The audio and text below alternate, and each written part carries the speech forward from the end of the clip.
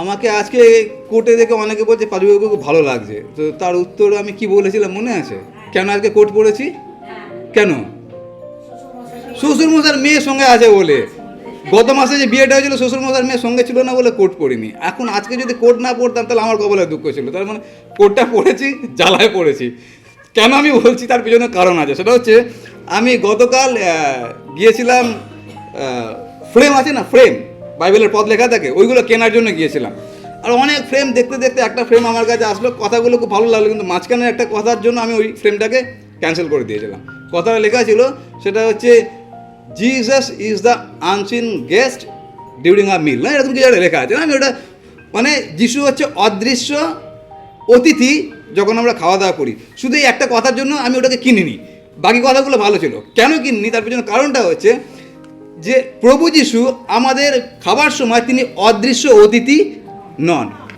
তিনি অতিথি আমাদের জীবনে হতেই পারে না, তার কারণ টেবিলের মধ্যে যে খাবারটা আছে ওই খাবারটা যিশুই দিয়েছেন।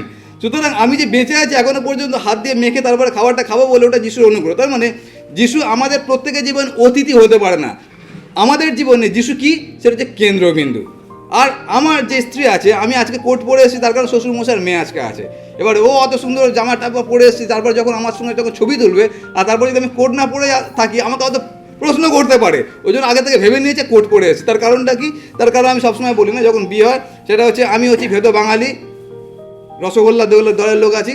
আর আমার শ্বশুরমশাইয়ের মেয়ে যে আছে, শ্বশুরমশাইয়ের মেয়ে মানে আপনারা বুঝতে পারছেন তো, শ্বশুরমশাইয়ের মেয়ে মানে চলতি ভাষা আমার বউ, ভদ্র ভাষা আমার স্ত্রী। তো আমার শ্বশুরমশাইয়ের মেয়ে সে হচ্ছে সাউথ ইন্ডিয়া, দক্ষিণ ভারতের। তার মানে আমাদের যে বিয়েটা হচ্ছে ওটা হচ্ছে তেঁতুলের সঙ্গে রসগোল্লার বিয়ে হয়েছে। এবার আপনারা দেখতে পাচ্ছেন যে বাঙালি বিয়েতে যদি এরকম অবস্থা হয়, তাহলে তেঁতুলের রসগোল্লা যদি সম্মিশ্রণ হয় তাহলে ব্যাপারটা কীরকম হতে পারে? যেরকম তেল আর জল একসঙ্গে মেশে না, তো আমাদের দুজনে একসঙ্গে হয় না।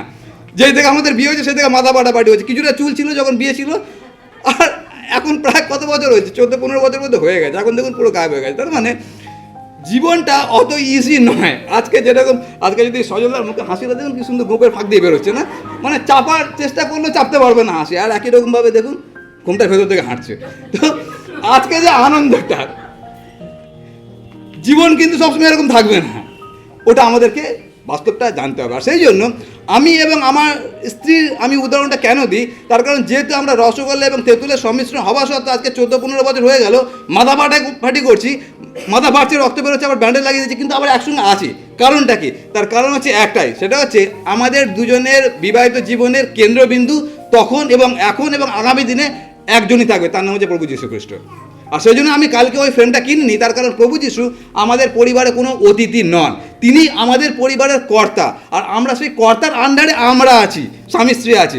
আমার এবং আমার স্ত্রী যখন সমস্যা হয়, সমস্যার সমাধান একটাই, সেটা কি?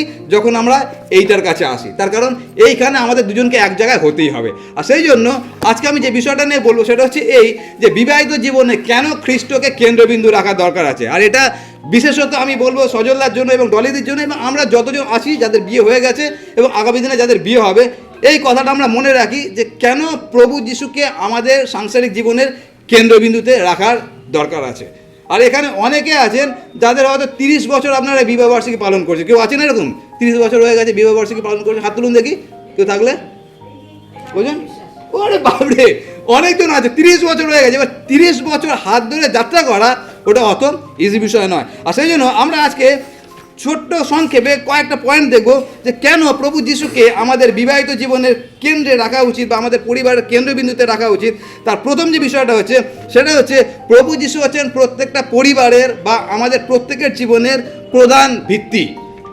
প্রভু যিশু হলেন প্রত্যেকটা পরিবারের প্রধান ভিত্তি। আর সেই পরিপ্রেক্ষিতে প্রভু যিশু একটা দুর্দান্ত উদাহরণ দিয়েছিলেন, সেটা হচ্ছে মথি লিখিত সুসমাচার 7 অধ্যায় 24 আর 25 পদে। সেখানে কি লেখা আছে জানেন কেউ? সেখানে লেখা আছে, বুদ্ধিমান বাঁধিল পাষাণে তার ঘর, বুদ্ধিমান বাঁধিল পাষাণে তার ঘর, বুদ্ধিমান বাঁধিল পাষাণে তার ঘর, বৃষ্টি নিল ঝমঝম। তারপরের কথাটা, বৃষ্টি নামিল বা নাসিল, বৃষ্টি নামিল বা নাসিল, বৃষ্টি নামিল বা নাসিল, কিন্তু সে ঘর পড়িল না, এই গানটার মানে কি, এটা বাচ্চাদেরকে শেখানো হয়, কিন্তু এটা আমাদের আগে শেখা দরকার আছে। এখানে প্রভু যিশু যে শিক্ষাটা দিয়েছে সেটা হচ্ছে আমাদের বিবাহিত জীবনে প্রত্যেকটা পরিবারের প্রধান যে ভিত্তিটা হওয়া উচিত সেটা হচ্ছে প্রভু যিশুর মুখ থেকে বেরোনো বাক্য, বা অন্য কথায় যদি বলি, যিশু হচ্ছে আমাদের প্রত্যেকটা পরিবারের কেন্দ্রবিন্দু থাকার দরকার আছে। তার কারণটা কি? তার কারণ আমি সবসময় এই উদাহরণটা দিই, সেটা হচ্ছে একটা বট গাছ আর একটা কী গাছ, বট গাছের সঙ্গে কী গাছ, কলা গাছ। একটা বট গাছ একটা কলা গাছ, আর যদি দুটো পাশাপাশি দাঁড়িয়ে থাকে, যদি ঝড় আসে কোন গাছটা আগে পড়বে? কলা গাছটা আগে পড়বে, তার কারণ তার শেকড় বেশি গভীরে নেই। কিন্তু আমরা যারা বিশ্বাসী আছি আমাদের জীবনটা হওয়া উচিত বট গাছের মতো। এখন প্রশ্ন হচ্ছে আমাদের শেকড়টা থাকবে কোথায়? আমাদের শেকড়টা থাকবে হচ্ছে প্রভু যিশুর বাক্যে বা প্রভু যিশুর মধ্যে। আর সেই জন্য প্রথম যে বিষয়টা প্রত্যেক স্বামী স্ত্রীর জন্য, যারা আমাদের বিবাহ হয়ে গেছে, যাদের হয়নি এবং আজকে যাদের হচ্ছে, আমাদের প্রত্যেকের জন্য মাথায় রাখবো, সেটা হচ্ছে যিশু যেন আমাদের পরিবারের কেন্দ্রবিন্দু হয়ে থাকে। আর আমি গ্যারান্টি দিচ্ছি আপনাদেরকে, যিশু যদি কেন্দ্রবিন্দু না হয়ে থাকে, হয়তো সংসার চলছে, সব ঠিকঠাক আছে, কিন্তু সব ঠিকঠাকের মধ্যেও দেখবেন কোনো কিছু ঠিকঠাক নেই। তার কারণ হচ্ছে আজকালকার দিনে দেখুন সোশ্যাল মিডিয়াতে যে ঘটনাগুলো ঘটছে, যেটা আমি সবসময় উদাহরণ দিই, সেটা হচ্ছে যে রিলগুলো কিনে আমরা হাসাহাসি করি। দেখবেন রিলগুলোকে যেগুলো আমরা হাসলাম, ওটা যদি একটু কল্পনা করেন ঠান্ডা মাথায়, তাহলে দেখবেন যে যেটা নিয়ে আমরা হাসাহাসি করছি সেটা কি, সেটা হচ্ছে কোনো মহিলা, বিবাহিত মহিলার তো অন্য কারোর সঙ্গে সম্পর্ক আছে, হাতাহাতিতে ধরা পড়ে গেছে, সেটা নিয়ে আমরা হাসছি। কোনো পুরুষের হয়তো অন্য নারীর সঙ্গে সম্পর্ক আছে, ধরা পড়ে গেছে, আমরা সেটা নিয়ে হাসছি। আর এটাই হবে যদি আমরা প্রভুকে বাদ দিয়ে জীবনযাপন করি। যদি আমরা চাই সঠিকভাবে জীবনযাপন করতে, একজনের জন্য একজনই, যেটা আজকে আমরা পাঠ করেছি, আদমের জন্য হওয়া এবং হওয়ার জন্য আদম, যদি এটা আমরা চাই, তাহলে আমাদের একটা জিনিস করণীয় আছে, সেটা কি? সেটা হচ্ছে খ্রিস্ট যেন আমাদের পরিবারের কেন্দ্রবিন্দু হতে পারে, প্রধান ভিত্তি যেন প্রভু যিশু হন। দ্বিতীয় যেটা আছে সেটা হচ্ছে এই যে প্রভু যিশু আমাদেরকে ভালোবাসার প্রকৃত সংজ্ঞা শেখান। প্রভু যিশু আমাদেরকে ভালোবাসার প্রকৃত সংজ্ঞা শেখান। এই কথাটা মানেটা কি? আমরা পড়বো ইফিসীয় 5:25। আমার আগে যদি কেউ পান পড়বেন, না হলে আমি পড়ছি। ইফিসীয় 5, কেউ পড়েছিলেন আজকে ইফিসীয় 5:25? কি পড়েছিলেন?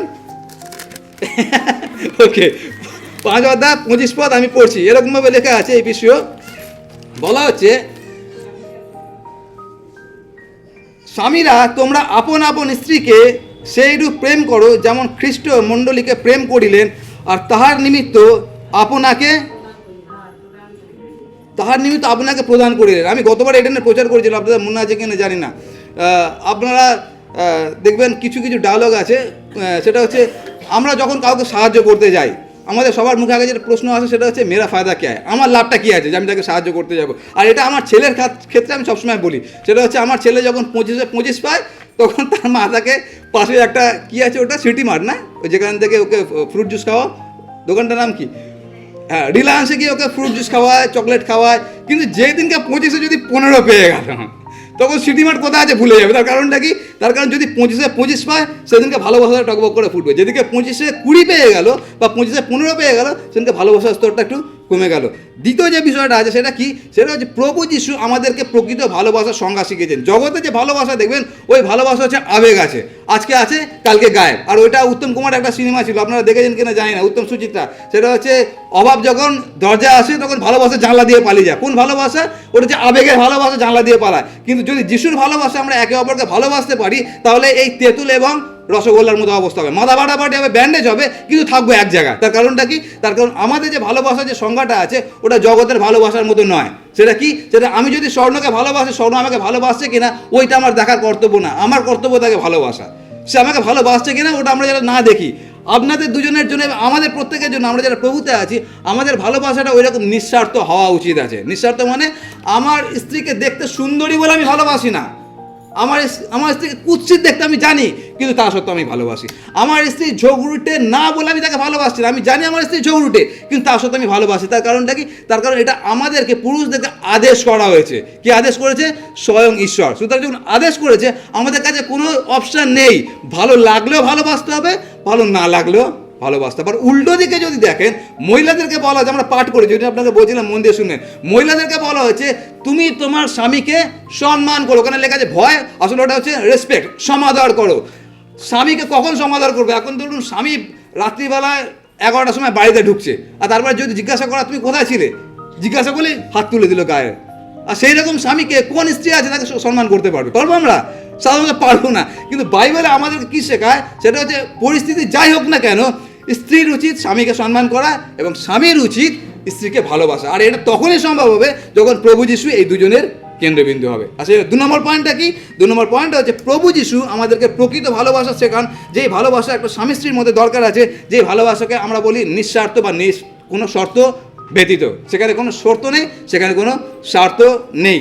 3 নম্বর যেটা আছে সেটা হচ্ছে যে প্রভু যিশুই আমাদেরকে যেটা শেখায়, যেটা হচ্ছে বিবাহিত জীবন অত্যন্ত দরকার আছে, সেটা আমি পড়বো কলসীয় 3 অধ্যায় 13 থেকে 14 পদ। আমি পড়বো, আপনারা শুনবেন। কলসীয় 3 অধ্যায় 13 থেকে 14। আমার আগে যদি কেউ পান, নাহলে আমি পড়ছি। 3 অধ্যায় 13-14 লেখা আছে এরকমভাবে, পরস্পর সহনশীল হও, এবং যদি কাহাকেও দোষ দিবার কারণ থাকে তবে পরস্পর ক্ষমা করো, প্রভু যেমন তোমাদিগকে ক্ষমা করে আছেন। মন দিয়ে শুনবেন, এটা সাধু ভাষায় লেখা আছে, আমি চলতি ভাষায় বলি। এখানে লেখা আছে কি, তোমরা সহনশীল হও এবং কাহাকেও দোষ দিবার যদি কারণ থাকে পরস্পর ক্ষমা করো। এই কথাটা মানেটা কি, যদি বিয়ে আসার সঙ্গে দেখবেন আমার যদি কোনো সমস্যা হচ্ছে, আমি পাদ্রী, এবার আমি জানি যে ক্ষমা আমাকে করতে হবে, কেন কি রোববার আসবো আর তারপর আমাকে প্রভুর ভোজ আমাকে দিতে হবে, সুতরাং আমাকে ক্ষমা ওকে করতেই হবে।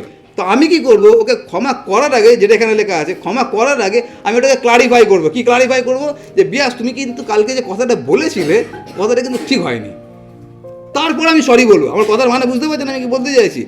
আমরা যখন বিবাহিত জীবনে কেন আমাদের এত মাথা ফাটাফাটি হয়, তার কারণ আমরা সরি বলতে যাবার আগে বা সরি চাইতে যাবার আগে ওটাকে ক্লারিফাই করার চেষ্টা করি, আর ওখানেই আমাদের হয়ে যায় সমস্যা। এখানে যে কথাটা লেখা আছে, মন দিয়ে শুনবেন কি লেখা আছে। এখানে লেখা আছে পরস্পর সহনশীল হয় এবং যদি কাহাকেও দোষ দিবার কারণ থেকে কমা তবে পরস্পর ক্ষমা করো। তার মানে দোষ দিবার কারণ থেকে দোষ দেওয়ার দরকার নেই, ওটা নিয়ে মাথা ফাটাফাটি করার দরকার নেই। তোমার যেটা করণীয় আছে, কি করণীয় আছে, ক্ষমা করে দাও। এবার আপনি ভাবুন, আজ থেকে 2000 বছর আগে যিশু কখনো আপনাকে কোনো হোয়াটসঅ্যাপে মেসেজ পাঠিয়েছিল যে সজল ভাই, আমি না তোমার জন্য মরতে যাচ্ছি, তুমি আমার জন্য যা যা করেছো একটু আমার কাছে ক্ষমা চাও, তারপর আমি ক্রুশের উপরে মরবো? কারোর থেকে পারমিশন চেয়েছে এখানে? যিশু কারোর থেকে পারমিশন চাইনি মরার আগে। তার মানে তিনি যদি আমাদের সঙ্গে ক্লারিফাই করেননি আমাদের পাপ নিয়ে, আমরা কি করি অধিকাংশ সময়, আমরা কেন ক্ষমা করতে এবং ক্ষমা চাইতে পারি না? তার মানে আমাদের মধ্যে সবসময় যেটা কাজ করে সেটা হচ্ছে এই, আমাকে এরকম কথা বলে বিয়াস, আমি একটা পাদ্রী বলে কথা, আমাকে এরকম অপমান করলো, আমাদের ইগোতে লেগে যায় না? আর সেই পরিপ্রেক্ষিতে এখানে বলা হচ্ছে সেটা কি, সেটা হচ্ছে একজন খুব সুন্দরভাবে বলেছে, সেটা হচ্ছে যখন আমরা আয়নার সামনে দাঁড়াই ঝগড়ার পরে, আর তখন আমাদের মনে হয় আমাকে এরকমভাবে কথা বললো, আর তখন একজন এইরকমভাবে বলছে যে আয়নার সামনে না দাঁড়িয়ে ক্রুশের সামনে দাঁড়া। ক্রুশ মানে কি? যেখানে যিশু মরেছেন। যদি ক্রুশের সামনে দাঁড়াই তাহলে বুঝে যাবে যে আমি যার দিকে আঙুল তুলছি তার থেকে বড় আঙুল আমার দিকে আসবে যখন আমি ক্রুশের দিকে তাকাবো। আর সেইটা হচ্ছে আমাদেরকে শুধুমাত্র প্রভু যীশু খ্রিস্ট শেখান। সেটা কি? সেটা হচ্ছে আমরা যেন ক্লারিফাই করার চেষ্টা না করি, সেটা হচ্ছে ভুল কে করেছে, দোষ কে করেছে। আমি এবং স্বর্ণ, আমার শ্বশুরমশার মেয়ে, সে হচ্ছে একজন থিওলজিয়ান। আপনারা জানেন তো, থিওলজিয়ান মানে হচ্ছে পাদ্রী হবার জন্য যা ডিগ্রি দরকার আছে, ও ডাবল ডিগ্রি আছে। ও ওএম থেকে পড়াশোনা করেছে এবং ওআইএম থেকে পড়াশোনা করেছে। আমি তো একটা ডিগ্রি আছে, ও 2টো ডিগ্রি আছে। সুতরাং আপনারা বুঝতে পারছেন, যদি বাইবেল নিয়ে আমরা তর্কে বসি, সারা রাত চলে যাবে, আমার তর্ক শেষ হবে না। তার কারণ ও বাইবেল জানে, আমিও বাইবেল জানি। যদি আমরা তর্কে যাই, সারাটা জীবন আমাদেরকে খালি এইটা স্থির করতেই চলে যাবে যে দোষটা আসলে কার ছিল। বুঝতে পারছেন আমি কি বলতে চাইছি? বিবাহিত জীবনে কার দোষ কার ভুল ওটা দেখার জন্য ঈশ্বর বলেনি। কি বলেছেন? সেটা তুমি ক্ষমা করে দাও। আর সেই জন্য তার আগের পয়েন্ট আমি কি বলেছি, যে এই ডেফিনেশনটা, সেটা কি, ভালোবাসা কাকে বলে। যদি জগতের ভালোবাসি, জীবনে আমরা ক্ষমা করতে পারবো না। তার কারণ জগতের ভালোবাসা সবসময় শর্ত সাপেক্ষ ভালোবাসা, কিন্তু ঈশ্বরের যে ভালোবাসার মধ্যে কোনো শর্ত থাকে না। যদি আগামী দিনে ঝগড়া হচ্ছে দুজনের মধ্যে, আমাকে ডাকতে পারেন, কেন আমি কাউন্সেলিংও করি। যদি ঝগড়া হচ্ছে, যেটা করণীয় আছে সেটা কি, সেটা হচ্ছে নিঃস্বার্থভাবে যেন একে অপরকে ক্ষমা করে দেওয়া। আর 4 নম্বর যেটা আছে সেটা অত্যন্ত গুরুত্বপূর্ণ, যেটা আমি আপনাদের সকলকে আমি বলতে চাই এবং আমাকে নিজেকে নিয়েও, সেটা হচ্ছে যখন আমরা যিশুকে আমাদের বিবাহিত জীবনের কেন্দ্রবিন্দু রাখি, তখন আমাদের বিবাহিত জীবনটা শুধু আমাদের থাকে না, তখন আমাদের বিবাহিত জীবনটা অন্যের কাছে একটা সাক্ষ্যস্বরূপ হয়ে যায়। যখন প্রভু যিশু আমাদের বিবাহের কেন্দ্রবিন্দু থাকে, তখন আমাদের জীবনটা অন্যের কাছে একটা সাক্ষ্যস্বরূপ হয়ে যায়। আমি গতবারে বলেছিলাম, এই ডায়লগটা আপনারা মনে আছে অনেকে, সেটা হচ্ছে দেখবেন, এটা আমি বলতাম যখন আমি প্রভুকে জানতাম না। দেখবেন যখন দুজন ভালোবাসে একে অপরকে, আর তখন দেখবেন মেয়েটা বলে, ছেলেটা শোনে। তার কারণ তখন সবাই প্রেমে হাবুডুবু গাচ্ছে। তো মেয়ে যেগুলো বলে, ছেলে সেগুলো করে।